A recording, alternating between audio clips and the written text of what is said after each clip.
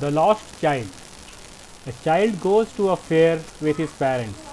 He is happy and excited and wants the sweets and toys displayed there. But his parents don't buy them for him. Why then does he refuse when someone else offers them to him? Okay, so this is a short things given before the chapter, that whenever a child will go with their parents in a fair, they will the kids will ask for any sweets or toys to be bought by their parents, and parents will refuse to buy the toys or sweets to them. So what will what is the reason that child is now refusing when some stranger is offering him those things to the kid, like free of cost? If he is given those things, he is refusing to accept those free gifts also. So what has happened? So this will be seen in this story. It was a festival of spring. From the wintry shades of narrow lanes and alleys emerged a gaily clad humanity. Some walked, some rode on horses, others sat, being carried in bamboo and bullock carts. One little boy ran between his father's legs, brimming over with life and laughter. "Come, child, come," called his parents, as he lagged behind, fascinated by the toys in the shops that lined the way. He hurried towards his parents, his feet obedient to their call, his eyes still lingering on the receding toys. As he came to where they had stopped and waited for him, he could not suppress the desire of his heart, even though he well knew the old, cold stare of refusal in their eyes. So even though he had seen the refusal in his parents' eyes, but still he will ask for something that is see on the street and on the roadside seller, with the roadside seller. "I want that toy," he pleaded. His father looked at him red-eyed in his familiar tyrant way. His mother, melted by the free spirit of the day, was tender and giving him a finger to hold, said, "Look, child, what is before you?" It was a flowering mustard field, pale like melting gold as it swept across miles and miles of even land. So mother is trying to console him by showing him a good mustard field, okay, which looks very yellowish, like golden in color. A group of dragonflies were bustling about on their gaudy purple wings, intercepting the flight of a lone black bee or butterfly in search of sweetness from the flowers. The child followed them in the air with his gaze, till one of them would still its wings and rest, and he would try to catch it, but it would go fluttering, flapping up into the air when he had almost caught it in his hand. So when he will think that he has almost caught it, but the butterfly will flutter and fly away. Then his mother gave a cautionary call, "Come, child, come on to the footpath." He ran towards his parents gaily and walked abreast of them for a while, being, however, soon left behind, attracted by the little insects and worms along the footpath that were teeming out from their hiding places to enjoy the sunshine. "Come, child, come," his parents called from the shade of a grove where they had seated themselves on the edge of a well. He ran towards them.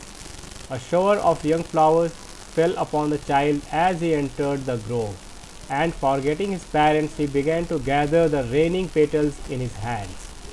But lo, he heard the cooing of doves and ran towards his parents, shouting, "The dove, the dove!"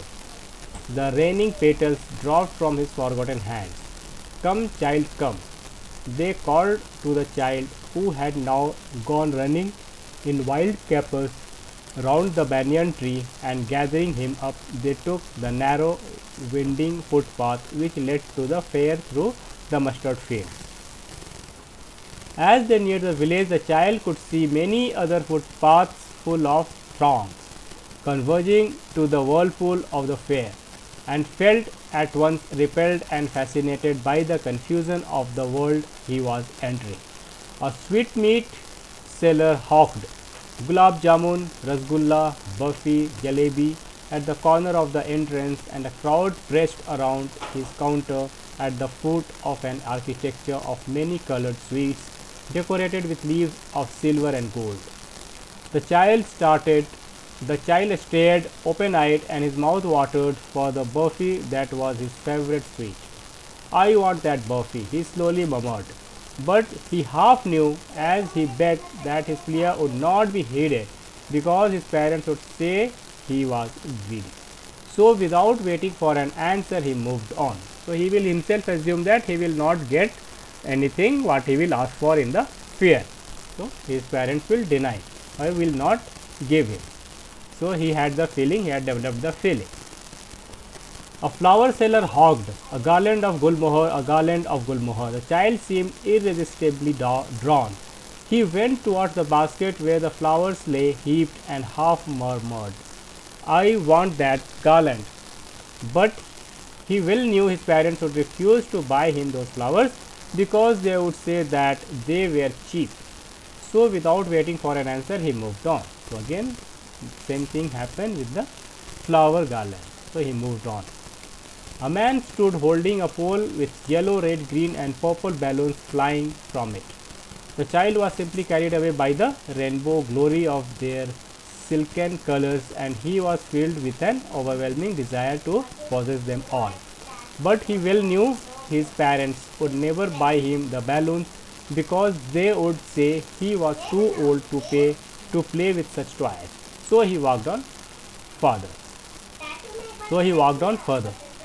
A snake charmer stood playing a flute to a snake which coiled itself in a basket, its head raised in a graceful bend like the neck of a swan. While the music stole into his invisible ears like the gentle rippling of an invisible waterfall, the child went towards the snake charmer. But knowing his parents had forbidden him to hear such coarse music as the snake charmer played, he proceeded further.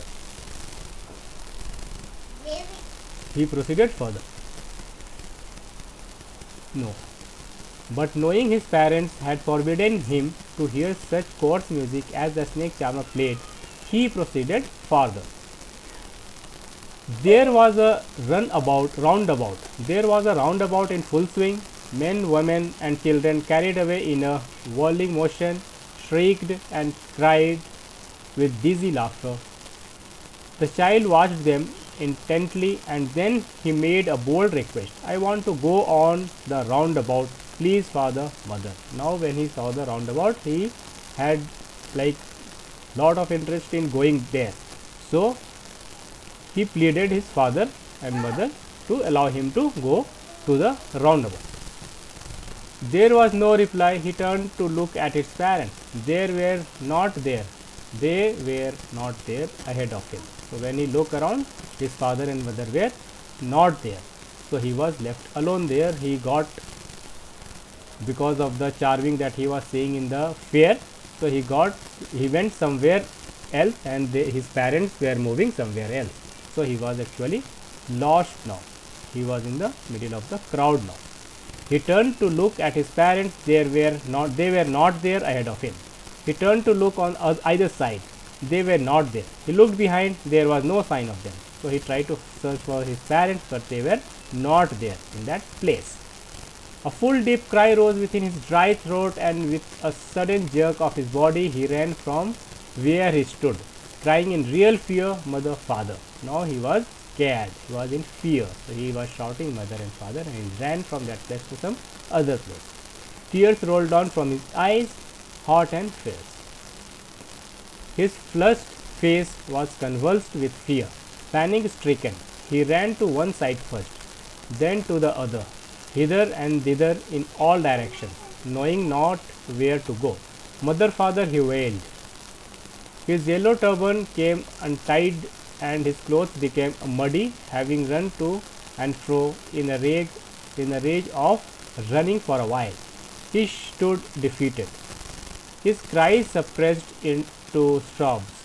At little distances on the green grass he could see, through his filmy eyes, men and women talking.